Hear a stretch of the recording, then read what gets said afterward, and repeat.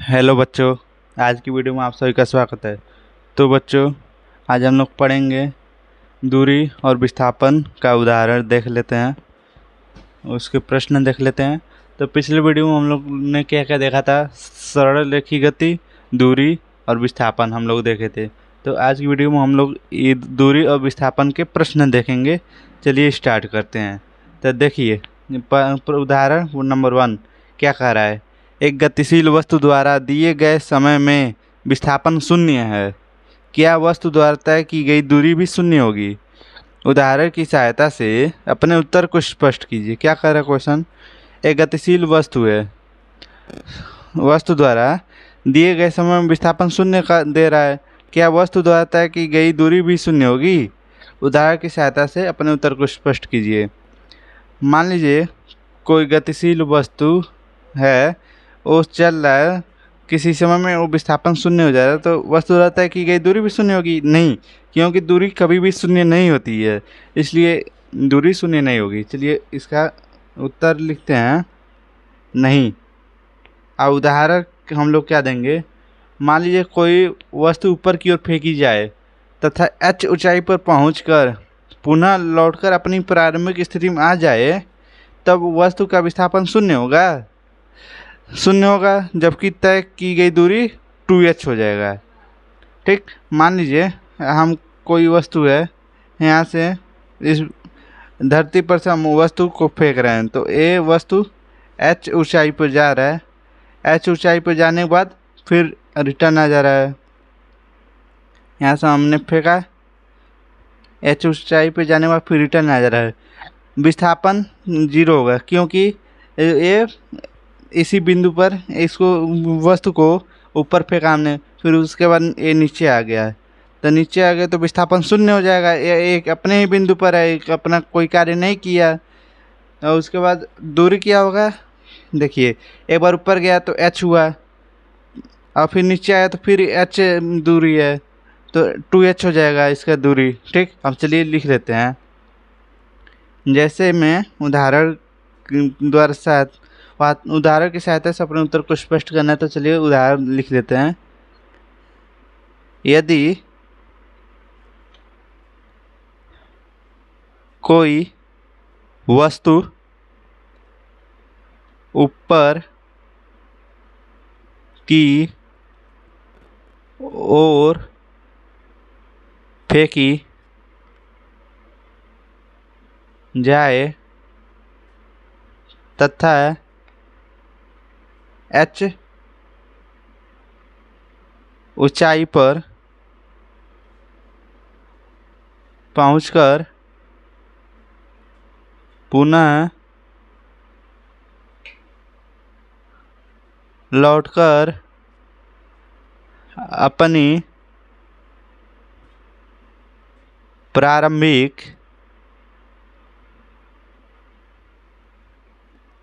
स्थिति में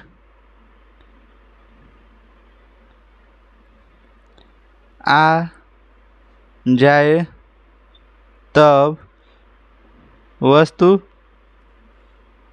का विस्थापन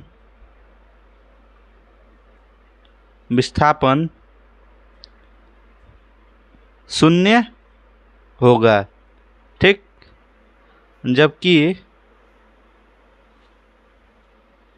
दूरी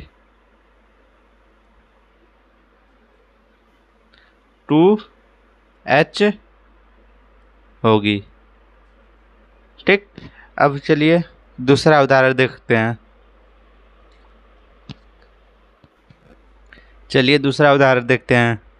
देखिए दूसरा उदाहरण क्या कर रहा है? एक धावक r त्रिज्या के एक वृत्तीय पथ पर दौड़ रहा है। आधा चक्कर पूर्ण होने पर धावक द्वारा तय की गई दूरी और विस्थापन ज्ञात करें। चलिए इसको देखते हैं। देखिए, एक धावक वृत्तीय पथ पर, तो सर्कुलर पर चल रहा है, सर्कुलर पथ पर। ठीक, तो मान लीजिए धावक कोई व्यक्ति है, धावक यहाँ से दौड़ना स्टार्ट किया, दौड़ते दौड़ते दौड़ते फिर वृत्त का आधा चक्कर पूरा कर लेता है, यहाँ पे आके रुक जाता है। ठीक, तो इस ये क्या बनेगा, अर्धवृत्त बन रहा है। ठीक, यहाँ पे मान लीजिए कोई सेंटर है। ठीक, अर्धवृत्त बना है आपका, तो क्या करे, धावक आर त्रिज्या के, इसकी त्रिज्या आर है, त्रिज्या आर है। इसको मान लेते हैं ओ, इसे मान लेते हैं ए, इसे मान लेंगे बी। ठीक, अब चलिए स्टार्ट कर, हम देखते हैं इसका दूरी क्या होगा। दूरी दूरी देखिए, पूरे वृत्त की दूरी क्या होगी, 2πr होता है, लिख लेते हैं।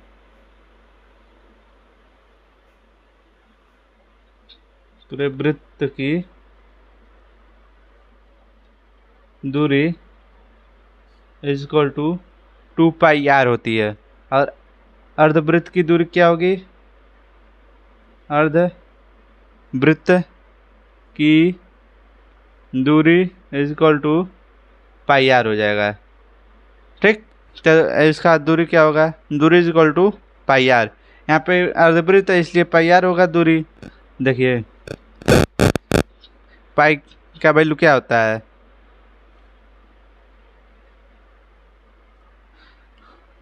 इसको यहीं पे छोड़ देंगे। πr होता है और रेडियस आपका आर क्या है, रेडियस है, रेडियस कैपिटल आर है, तो इसको लिख लेंगे दूरी को पाई कैपिटल आर। ये हो गया आपका दूरी। अब चलिए विस्थापन,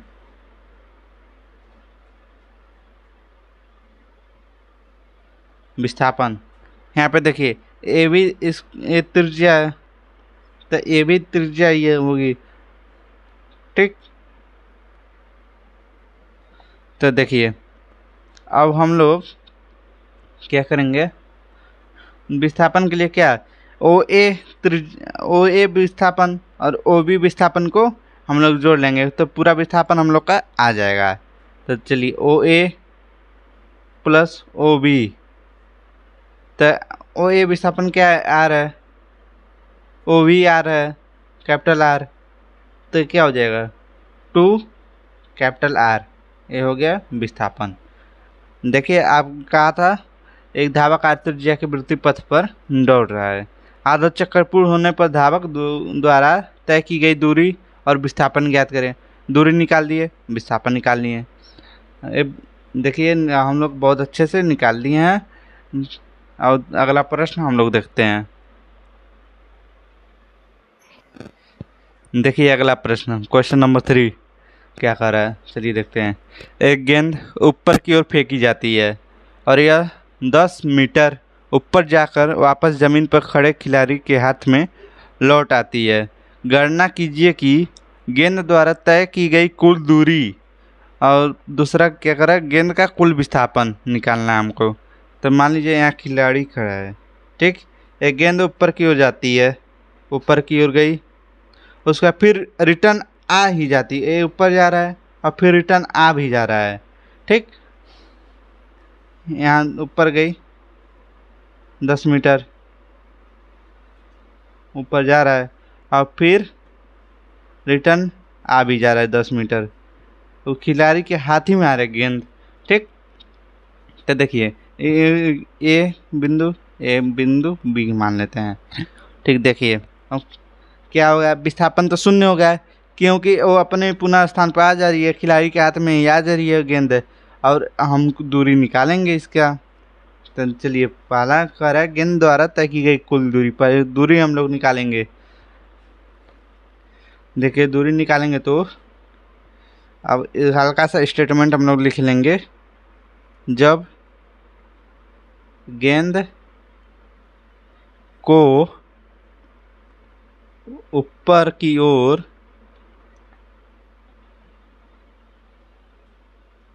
फेंका जाता है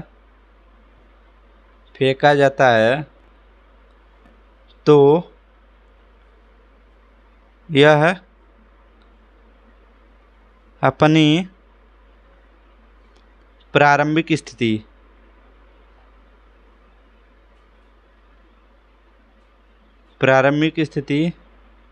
ए से चलकर अंतिम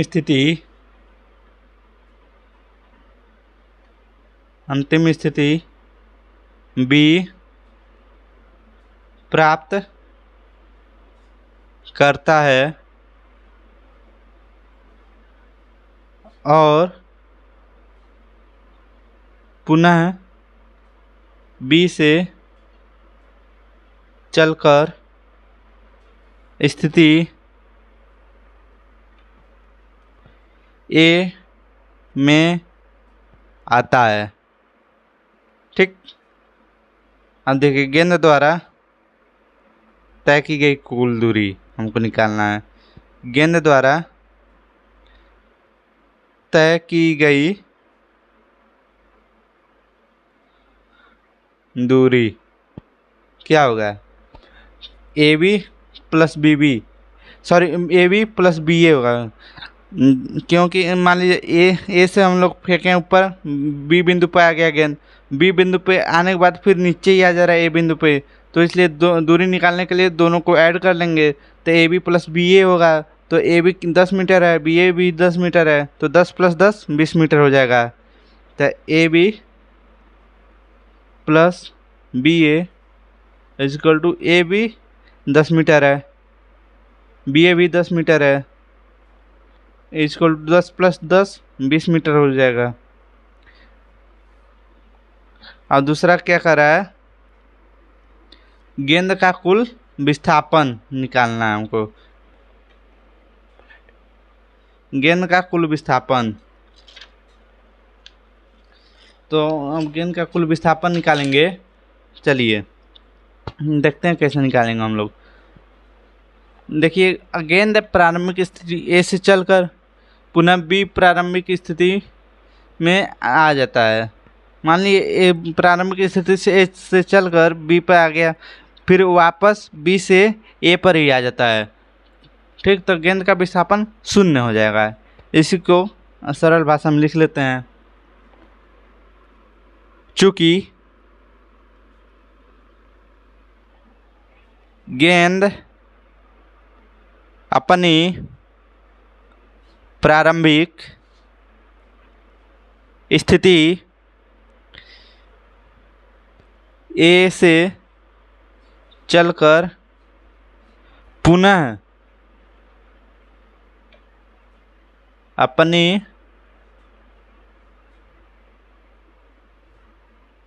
प्रारंभिक स्थिति में